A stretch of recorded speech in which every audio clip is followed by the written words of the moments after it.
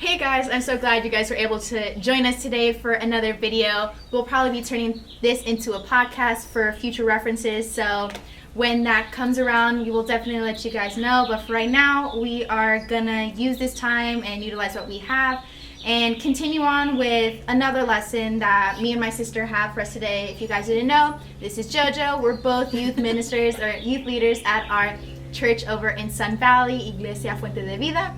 So if you guys want to look that up, we'll definitely have the links somewhere else. But yeah, we'll have that for you guys. So for the question for today is, how can we demonstrate or provide a type of loving atmosphere that God wants us to have, but still have this fear within ourselves because of everything that is happening in this world? What do you think about that kind of question, or how we can apply it in our kind of generation type? It's kind of really relatable. Like, it's really easy, and especially with this time, to say, or not say, but it's a question that makes you think a little bit. And even I right now have to think a little bit, even after reviewing this question over and over again, even miswriting it. But it's a tough question. It's a tough question. Yeah, no. So I was reading about love and even fear too. It's been coming at me for maybe even this whole month, love and fear. And even I had this type of fear to be in front of a camera, and usually before I didn't have that problem. Well, I did, but not to the sense of being able to speak the word, of being able to provide a lesson. And for me, that's been my fear of being, even before this all started, like I had trouble even starting this because I get all red, or I just can't talk to a camera, but I do have like this, some reverse psychology. Yeah. It's not really easier to go. It's not really harder to go in front of people than in front of a camera. Yeah, and so, but then again, my love has me kind of pushing me to do this. Kind of my love to be able to share the word and be able to have it for even my youth back at home, and even for the possibility of it reaching more people. Yeah. So even to me, that has me pushing toward past that fear. Yeah. And so, like, even in 1 John 4:18, it says, there is no love in fear. It said, perfect love drives out fear, because fear involves punishment, so the one who fears is not complete in love. And that's why I thought this was perfect for that, how that tied into it, because that's what kind of describes me in this sense of what I'm feeling, is that, nothing, even in everything, there's nothing that fear can't drive out, or what God puts in our hearts, with the love that he puts in our heart to drive out that fear, Yeah. And even during this time too, we have this fear within ourselves because of everything that's happening, this pandemic. And it's the first in so many of our generations that it's something new, and it's scary, and it has us questioning everything. It has us going crazy. You see people going crazy at the stores with their face mask. And the other day I was having this kind of, it kind of gave me a type of reality check in a sort of way. I don't know if that's the right word. Yeah. But it was kind of surreal to see it all. I was in the store with my mom with our face mask, and I had to tell her before we went in the store, saying, Mom, you have to put on your face mask. You can't go in the store without your face mask. And I don't think we all would ever think in order to enter a store we have to put on a face mask to prevent each other. Just be so cautious. Just to breathe in the same air as one another. Mm-hmm. And I don't even think we all could imagine that there could be a time like this, or we would live in a time like this. Yeah. And so, to many, it's surreal. For me, it's surreal. I'm still very much trying to grab a hold of everything. And yeah, so no, yeah, especially during a time, and especially during our generation, we can be very clouded in fear, and the media doesn't help. Our lives currently don't help with the situation in thinking about loving one another, thinking about like when we're gonna see our friends, and thinking about more positive things. We're thinking more on a negative aspect, and I've talked about that in a previous video of mine. Focusing on a negative is not really beneficial when there are clearly so many benefits to what God has given us, and kind of reverting this time not as a time of negativity, not as a time of fear, but as a time of like a reality check. That maybe God sort of put this time in our lives to kind of have this reality check and turn this into a positive thing, because God never does anything without intention. I don't think this, me personally, I don't think this quarantine, this pandemic, what just happened out of the blue. I don't think it just happened. I think there is a reason why this happened. As bad as it sounds and how many people have died, and it sucks, and it's incredibly hard for those families that have lost people due to this pandemic, it's incredibly hard to think of it in a positive light. Yeah. But when you have and believe in God truly and understand the love he has for us, it's, you kind of take this whole thing in a different light. No, exactly. And especially with our generation, it's a little bit harder to do that. But I really want to challenge people today to start thinking of it that way, or even having little momentary thoughts. It's not going to be an overnight change, but having that little momentary thought, okay, maybe there's a reason why that this happened in this specific time, in this specific moment. Maybe you're a senior in high school and you missed your graduation, you missed your prom, you missed all these incredible things. But maybe there's a reason why those didn't happen. Yeah. As bad as that sounds, I know people really look forward to those things, but you never know what was going to happen in that moment. And maybe there were things going on in your life, things going on in other people's lives that weren't really working out. And God needed a time with you, and you kept on putting him off, and God, you're saying, oh, I can't, all these things are really happening, and it's just too much. And God was like, pause for 2 seconds. And literally gave us a pause. Gave this whole world a pause. And with that in mind, it's a lot of negativity. But with negativity, what does cover negativity is what you're talking about, is love covers negativity. Yeah. The power of love is so potent, as my dad says. The power of love is so potent that it changes so many things. Yeah. And it even says is in 1 Peter 4:8, above all, maintain constant love for one another, since love covers a multitude of sins. So maybe going back to thinking negatively and reverting that to the positive thing, maybe you don't have to necessarily think on positive things, but set your sights on love, on loving the people that you currently have in your life, loving the things that you have currently in your life, realizing the blessings that you have currently in your life, and reciprocating that love.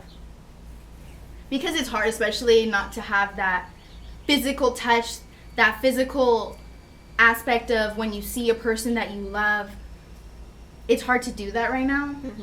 But focusing our sights on love over fear will really help us, especially in this time of need, in this time of worry, as we are all going through different things and going through different circumstances. Yeah. And I was actually reading this book for one of my classes. I don't know, probably some of my classmates might be reading this and are in my class and probably remember reading this. But I liked how one of the authors in one of the books I was reading said how love comes in different stages, and how he describes the first stage as a belief that there's only one kind of love, and the middle as to believe that there are many kinds of love, and then the last is to believe that there's only one kind of love.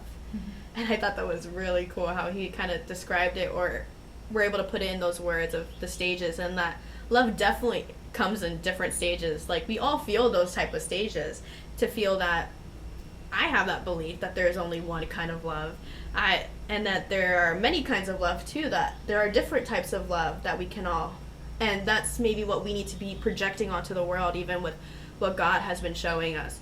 And that even he describes even he describes it as to lose yourself in another's arms, or in another's company, or in suffering for all men who suffer, and then to lose yourself in such a way as to find yourself. And I thought that was like empowering even in this moment, because a lot of people are losing themselves. I even lost myself for a split second, like not even a split second, a minute. It was a good minute that I lost myself. And I couldn't sleep, couldn't eat. didn't work out anymore. I didn't even open my Bible. It was just, I think even that happened to a lot of people. Yeah. Not to the point, like maybe other people have that type of, okay, this is where I'm going to dive into the Word of God. But to many, it was like, what happened to me was that our world stopped. And then kind of threw us off. It threw me off completely. I mean, other things have factors into it as well, but the main thing for me was that just this whole thing, it was such a brute change, like, to us being kicked out of our living areas at school, and then being here with our grandparents and taking care of them, making sure that they're okay. And so, I don't know, for many, that kind of went off on a tangent there, but no, yeah. I mean, you brought up a good point, and that actually got me to thinking of, like, something that I read last night, and I was kind of going through Matthew 6, and it was pretty much like he was giving us a bunch of life lessons, and the main thing that caught my eye when you said that, from what I read, is focusing on the temporary reflects in our lives. Mm-hmm. And in reality, what we got to think of this is as, like, this quarantine is a very temporary moment in our lives, yet we're placing so much emphasis on it, and it just boggles my mind of how badly it impacts us, because our perception, physically and mentally, affects who we are and how we react as a person. Yeah. So how we're thinking and how we are dealing with ourselves, not only physically and mentally, but even spiritually, it gets to that level too, where it will really crush us if we're really not stood on that foundation. And we've always emphasized the foundation of having God, but also on that foundation that God has placed for us is love, because his constant love casts out fear. Mm-hmm. Yeah, definitely. Yeah, like, I was even thinking to that, too, how people are, okay, I want this to change, like, you know, I'm going to use, like, even this, too, like, I'm going to be more loving now after all of this. This has made me love people more, maybe kind of even found this newfound love for others that, you know, I love being outside. Like, people are starting to say that on social media, saying, I love being outside. I love my church. I miss my church. I like the people. I want to hug people next time I see them. Mm-hmm. I want to enjoy the outside. I want to enjoy the park. I want to go on walks more. I want to go to the park more. Like, I want to go to the beach more. And they're like, I just want it to be the way it was before. Yeah. And I'm like, it shouldn't be the way it was before. You should want something that's better than it was before. Yes. And I'm like, that's good. You want something that was better than before. Yeah. And this should be the time that you dive into that and say, what was it? You start thinking, you miss the old things that you did not like before. I heard this from somebody saying that you start missing what you were praying away from. Yeah. And then you start praying. You were praying for that to go away, but now you're praying for that to come back. Yeah. And I thought that was so interesting. I'm like, we should be praying for something to better us. And in this time, that's when we should even dive into it. Like, people are saying, this is the time that we should get connected on the internet. Maybe I should find my boo on the internet, you know? Mm-hmm. But instead, you should be focusing on yourself, on the word that God has for you, that is showing you throughout this time. Like, you can even hear the birds maybe in the background. You found this whole new love for the world. You say, man, the world, like, outside is so pretty today. I just want to go outside. But when a few months ago, you were like, I just want to stay inside. I want to watch Netflix. I want to do this and that. So even it's kind of showing this newfound appreciation for the world. And I think that's what we needed, even a newfound appreciation even for God, of what God has provided for us in this time. Yeah. And that's why I'm saying that it's so important for us to show that love that God has shown for us. Mm-hmm. Because so many people now are struggling, because many people's lives have been affected with the coronavirus. Mm-hmm. And that a lot of people are losing family members, they're losing their jobs, they're losing their homes, they don't have food, they don't know what's going to be, how they're going to survive the next month, or even a few weeks or a few days. They don't know what's going to happen. Mm-hmm. And so that's why I think this topic is so important, love and fear, because that's what we're experiencing right now. Yeah.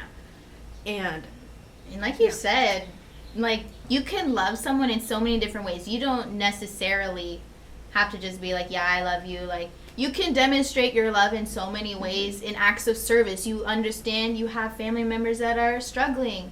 You can demonstrate your love for them by helping them in various ways. Yeah. And there's so many ways to approach love and to love people right. And I feel like that's what a lot of people need now. It's not necessarily money or a helping hand, or maybe it is.